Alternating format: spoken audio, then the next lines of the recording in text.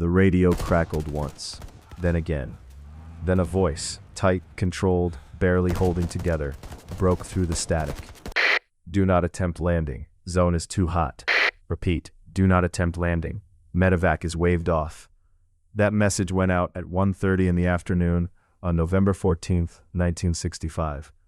And every Medevac helicopter within range heard it. Every pilot understood what it meant. The landing zone at X-ray, a small clearing hacked out of the Ia Drang Valley jungle, was surrounded on three sides by North Vietnamese soldiers. The grass was burning, men were screaming, and the army had made a decision. It was too dangerous. Nobody was going in. Nobody except one man who technically wasn't supposed to be flying at all. What makes a man fly into a place the army has declared unsurvivable? Not once, but 14 times. And why did it take 35 years for anyone to officially say, thank you? Welcome to Echoes of Valor X, where we dig through the ash and mud of forgotten battlefields to find the men history almost left behind. Today, we uncover the story of Chief Warrant Officer Ed Freeman, a pilot, a farmer, a man the United States Army once told was physically unfit to serve in the air, a man who, on one November afternoon in the jungles of Vietnam, defied that ruling and the direct orders of his superiors to pull 30 bleeding soldiers out of the most dangerous landing zone of the entire war. This is the Battle of Ia Drang. This is the day the Medevac stood down, and this is the story of the man who didn't.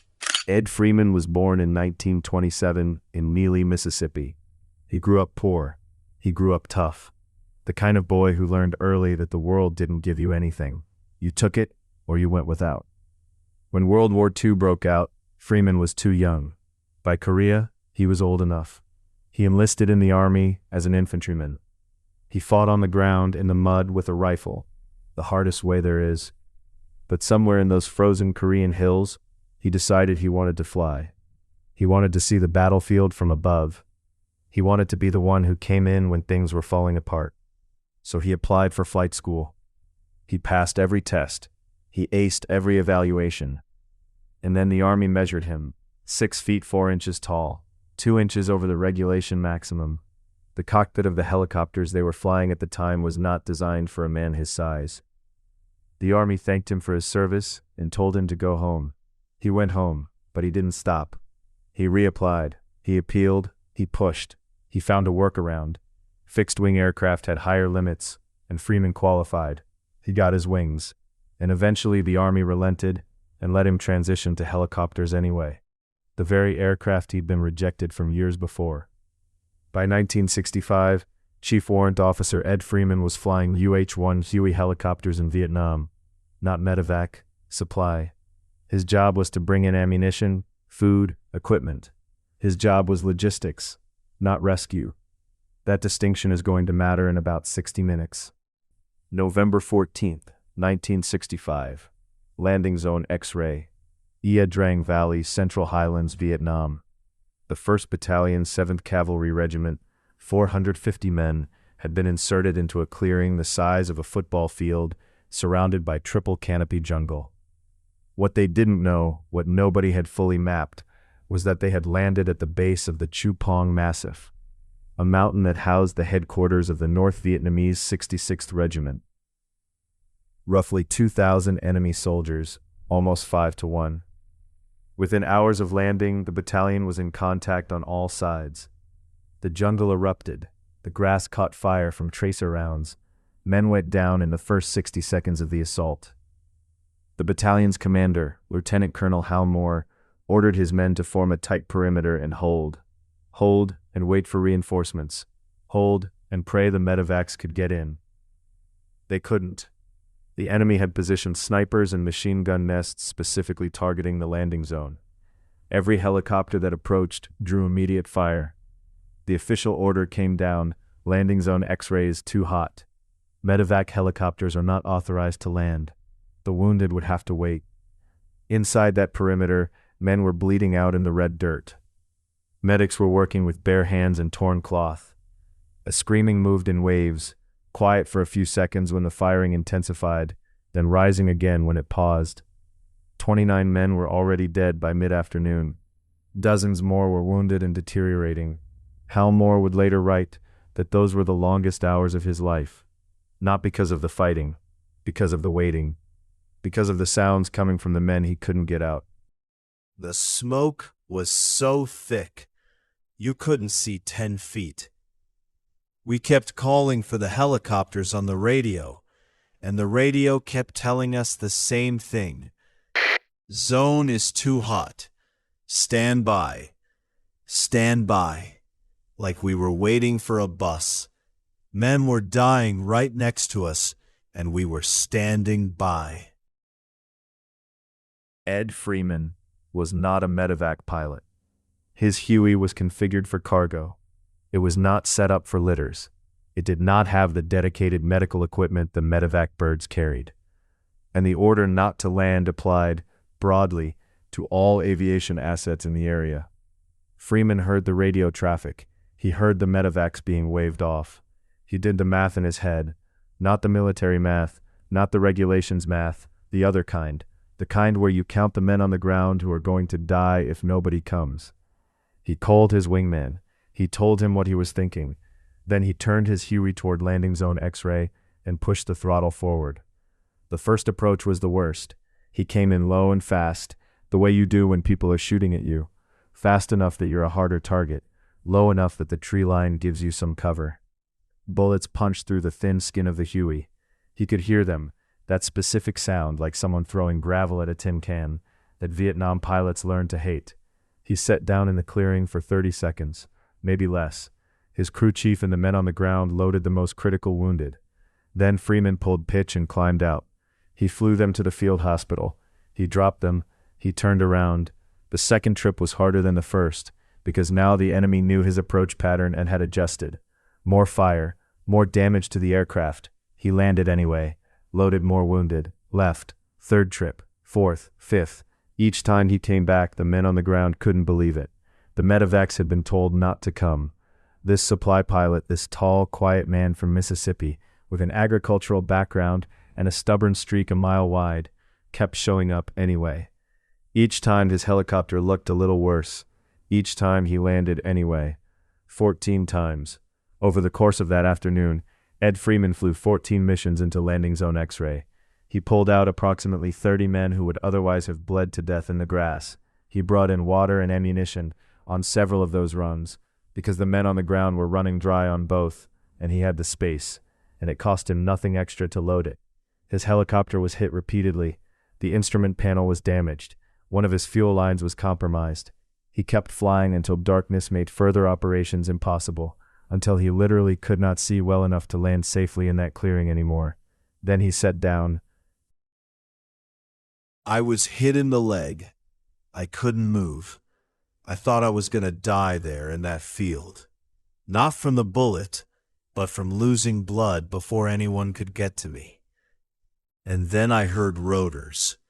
I thought I was hallucinating. Every time I heard those rotors come back, I thought, he's not real. Nobody comes back 14 times. Nobody does that. But there he was. What's important to understand about Ed Freeman is what he wasn't doing. He wasn't performing. He wasn't seeking recognition. Accounts from men who were there describe him as almost mechanical in his focus. Land, load, lift, return. Land, load, lift, return. No speeches, no visible emotion, just the work. His crew chief, the man in the back of the Huey helping load the wounded, later said that Freeman never once mentioned the incoming fire, didn't comment on the bullet holes accumulating in the fuselage, didn't seem to register them as a reason to stop. He was, by all accounts, simply solving a problem. There were men who needed to come out. He had a helicopter. The math was straightforward. This is the thing about men like Freeman that history tends to flatten. We want them to be heroes in the Hollywood sense, dramatic, emotional, aware of their own legend in the making. Freeman wasn't any of that. He was a farmer from Mississippi who had fought his way into a cockpit that the Army told him he was too tall to sit in. He was practical. He was stubborn. And on November 14th, 1965, that stubbornness kept 30 men alive. The Battle of Ia Drang lasted 3 more days. By the time it was over, 79 Americans were dead. The North Vietnamese lost an estimated 2,000 men. It was the first major engagement between U.S. and North Vietnamese regular forces, and it changed the war. It showed both sides what they were actually dealing with. It became a subject of Hal Moore's memoir, and later the film We Were Soldiers. Ed Freeman went back to flying. He completed his tour. He came home. In 1968, he was awarded the Distinguished Flying Cross, a significant decoration, but not the highest. For a long time, that was the end of it. He went back to Idaho. He bought land. He farmed. He was quiet about what he had done, in the way that men of that generation often were, not out of false modesty, but because talking about it meant going back there, and most of them preferred not to. Then in the 1990s, survivors of the Battle of Ia Drang began advocating for Freeman to receive the Medal of Honor. The Army reviewed the records. The paperwork somehow had not resulted in the right recommendation at the right time. The exact reasons have never been entirely clear. Administrative failure, bureaucratic fog, the particular chaos of a war where official channels were overwhelmed by the sheer volume of acts that deserved recognition. Whatever the reason, 35 years passed. On July 16, 2001, at the age of 74, Chief Warrant Officer Ed Freeman stood in the East Room of the White House. President George W. Bush placed the Medal of Honor around his neck. Freeman was one of the oldest recipients in modern history to receive the award in person. Several of the men he had pulled out of landing zone X-ray were in the room. Some of them had never met him face-to-face before that day. They had been loaded onto his helicopter unconscious, delirious with blood loss, unable to know who had come for them. I've thought about him for 36 years. Every November 14th, I think about those rotors. I never knew his name for a long time. Just the pilot, the one who came back. And when I finally found out who he was, I thought, of course. Of course he was a farmer. Of course he was quiet about it. Of course it took 35 years. That's exactly the kind of thing that happens to exactly that kind of man. Ed Freeman died on August 20th, 2008. He was 80 years old. He died at home in Idaho, on his land. He was buried with full military honors at the Idaho State Veterans Cemetery in Boise. There is no diary. There are no letters. Freeman was not a man who wrote things down, or if he did, none of it has surfaced. What survives is the testimony of the men he carried, 30 voices who all tell the same story from 30 different angles, and all arrive at the same conclusion. He came when nobody else would come.